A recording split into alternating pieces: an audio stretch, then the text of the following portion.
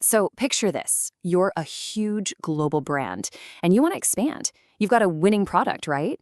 But here's the million-dollar question.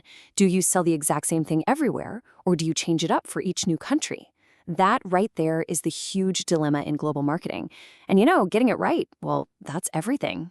All right, let's really dig into this with a question. I mean, think about a BMW. You can be in Berlin, you can be in Beijing, you get inside and it feels like a BMW, right? That same incredible quality, the design, that whole ultimate driving machine vibe. But then you pop the hood and whoa, things might not be what you expect. So what's going on there? Well, hang on, because the answer is actually a masterclass in global strategy. So let's talk about the global dilemma. The big question is, one size fits all or a perfect fit for one? You see, at the heart of all this is this massive choice.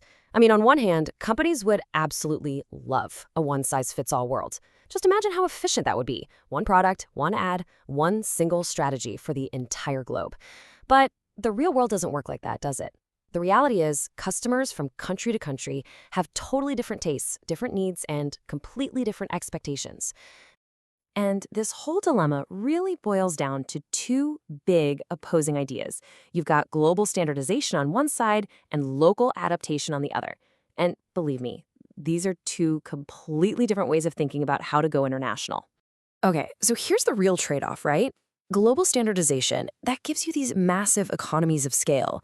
I mean, making just one thing for the whole world, it's way, way cheaper. But then you have local adaptation, and that lets you dial in exactly what local customers want, which can mean way more sales. So one is all about efficiency, and the other is about effectiveness. Which path do you take? It's a tough call. So let's look at what happens when you go all in on that standardization idea, and it just completely blows up in your face. There's a reason this next story is a classic case study. Let's talk about the great Australian misstep, when Starbucks, the coffee giant, ran headfirst into a really sophisticated cafe culture. Picture it. It's the early 2000s. Starbucks is on top of the world. They decide, let's conquer Australia. And they roll in with the exact same game plan that worked everywhere else. Expand super fast, with the same menu, the same store design, everything. It looked like a slam dunk, right? Wrong.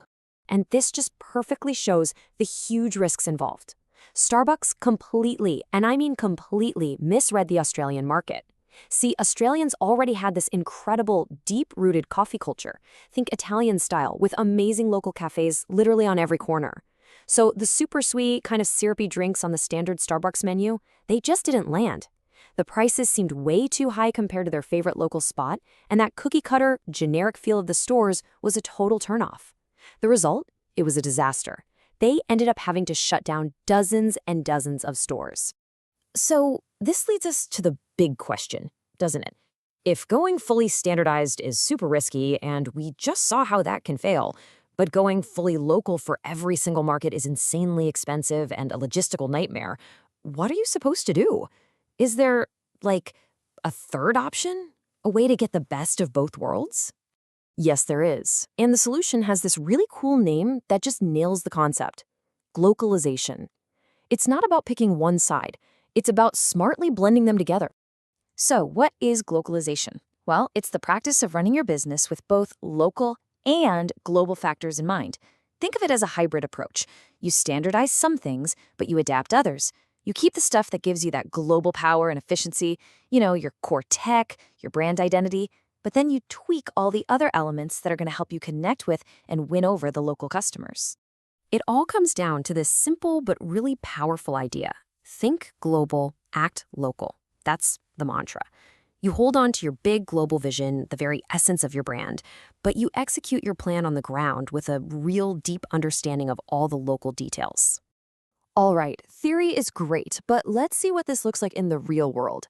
How do the brands we know and love actually put this hybrid strategy into practice? So let's circle all the way back to that first question we had about BMW. Because honestly, they are absolute masters of glocalization. They have built this global icon of German engineering and luxury, but at the same time, they are incredibly smart about how they approach local markets. Here's their playbook. Look at what they standardize globally. The core design and engineering, that's non-negotiable. The ultimate driving machine brand promise, same everywhere. And that premium positioning, that's the global foundation.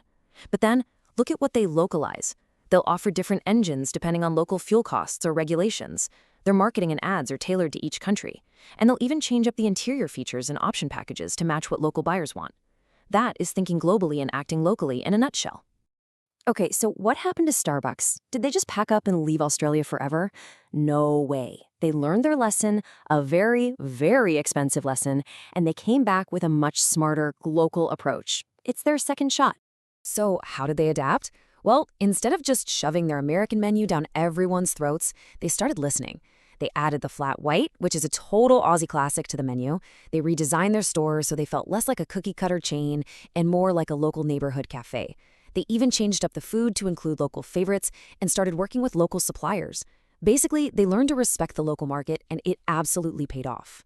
All right, last big section here, a marketer's global toolkit. This is the framework for smart adaptation because, all of this isn't just luck or guesswork. There's a real, systematic process that marketers use to figure out what to standardize and what to localize. And it all begins with doing your homework on the new market. So before they even think about launching, smart companies dive deep into analyzing the global marketing environment. They look at 4 things.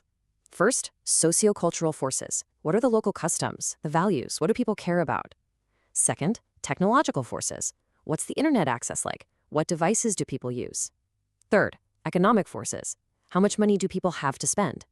And finally, political and legal forces. What are the rules, the laws, the regulations you have to follow? The answers to all of these questions are what shape the entire strategy. And that analysis feeds directly into how a company adapts the famous 4 Ps of marketing for global markets. For the product, it could be something as simple as offering different electrical plugs for different countries. For price, it means adjusting your prices to match what local people can actually afford and what they expect to pay. For place or distribution, it's about using the right channels. Maybe that's a big supermarket in one country, but a tiny little kiosk in another. And for promotion, it's about creating advertising that really resonates, like when Coke puts local names on its bottles. It's all connected. And this quote really ties it all together beautifully. The future of marketing is creating a product or service that is so useful people would pay you for it, but so interesting they would want to talk about it.